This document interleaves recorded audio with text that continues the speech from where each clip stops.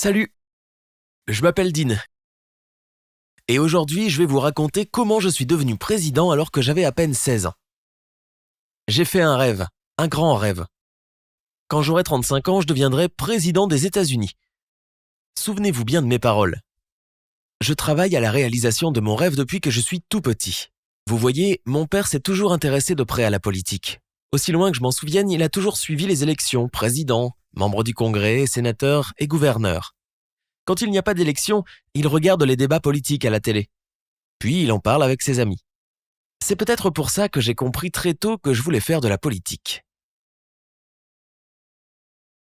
Ma carrière politique a commencé alors que je venais tout juste d'obtenir mon diplôme de fin d'études secondaires quand j'ai intégré le conseil des élèves de mon école.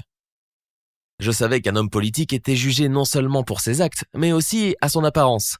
J'ai donc commencé à me créer une image. Vous savez, je portais des costumes et j'ai toujours été propre sur moi et bien coiffé. J'étais déjà très bavard et j'essayais de parler avec éloquence. J'ai lu beaucoup de livres donnant des conseils pour parler en public. Mes camarades de classe me taquinaient au début, mais ça n'a pas duré. Je suppose qu'ils se sont habitués à ce que je sois comme ça. Après tout, l'intérêt pour la politique et le travail social n'est pas pire que de vouloir devenir un youtubeur célèbre qui passe ses jours et ses nuits sur Internet.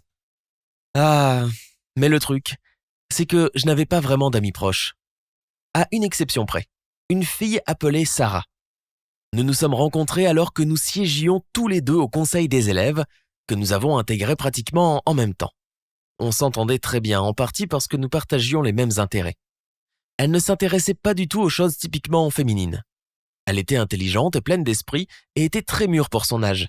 C'est pourquoi elle avait un énorme potentiel dans le service communautaire de l'école. Il n'y a qu'une chose qui nous différenciait, Sarah n'a jamais eu de grands rêves, elle faisait juste ça par plaisir. Après avoir passé 2 ans au sein du conseil étudiant, il est venu le temps d'élire un nouveau président pour l'école. J'ai donc décidé de me présenter. Pourquoi pas? J'avais occupé presque tous les postes du conseil. J'ai travaillé comme journaliste pour le journal de l'école, j'ai écrit des articles sur les vies sociales, j'ai interviewé les personnalités scolaires les plus importantes. J'étais bon à ce poste, mais ce n'était pas ce que je visais. J'avais simplement accepté ce poste afin de devenir populaire et reconnu de tous. C'est pour les mêmes raisons que j'ai aussi activement participé à l'organisation de nombreux événements, que ce soit des sorties ou des bals de l'école. À un moment, j'ai même été responsable de la trésorerie, mais ce ne fut pas une très bonne expérience, alors j'ai décidé de rester discret sur ce sujet dans ma campagne électorale. Mais de manière générale, il n'y avait aucun poste au comité auquel je n'avais pas touché. J'avais extrêmement confiance en mon succès. Tous les gens de l'école savaient bien que c'était ce sacré Dean qui allait devenir président. Et en plus, il n'y avait pas franchement d'autres candidats à la hauteur. Jusqu'à ce que mon amie Sarah ne décide de se présenter elle aussi. J'ai été très surpris et je lui ai demandé des explications. Sarah m'a dit qu'elle voulait simplement participer à un événement aussi intéressant, mais qu'elle était certaine que je gagnerais cette campagne et qu'elle voterait même pour moi. Elle m'a même rappelé que sans une véritable opposition, il n'y avait pas de grands politiciens. Et je ne pouvais pas dire le contraire. C'est ainsi que la campagne électorale a commencé. Rapidement, ma victoire apparut comme moins évidente. Il s'est avéré que Sarah est très populaire et aimée de toute l'école. Très aimée. Tous les profs et les membres du comité parlaient des activités de Sarah et de l'excellent travail qu'elle réalisait. Elle était loin d'être aussi zélée que moi et ça la rendait donc de plus en plus attirante auprès des électeurs, surtout mes électeurs. Puis ma cote a commencé à baisser. Je me démenais à organiser ma campagne alors que Sarah ne faisait absolument rien. Les élèves ont carrément formé un groupe de soutien afin d'organiser sa campagne pour elle. Je perdais tout espoir et voyais mes chances de gagner s'estomper. Je devais agir en conséquence. J'ai donc décidé d'utiliser un instrument politique cruel. J'étais pleinement conscient de ce que je faisais, mais c'était nécessaire. J'ai trouvé un moyen de salir mon ami face à son électorat. Le truc, c'est que Sarah sortait avec un ancien président d'école. Il avait déjà obtenu son diplôme et était parti à l'université. Donc, il suivait maintenant une relation à distance.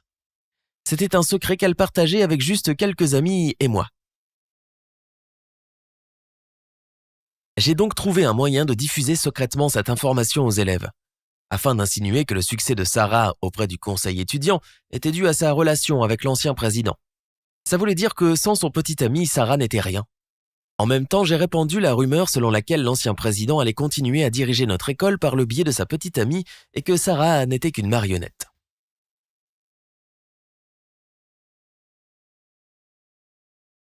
Et vous savez quoi? Ça a marché. Personne ne voulait se faire berner. Alors Sarah a perdu l'élection. Et je suis devenu le nouveau président de l'école.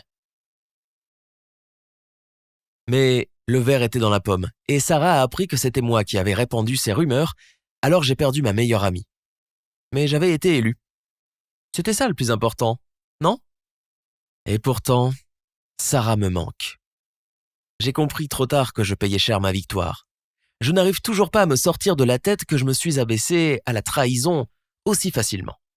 Et j'en suis navré. Je pense qu'il est clairement impossible de faire de la politique à haut niveau et de garder les mains parfaitement propres. Et je ne veux plus jouer au jeu de l'injustice.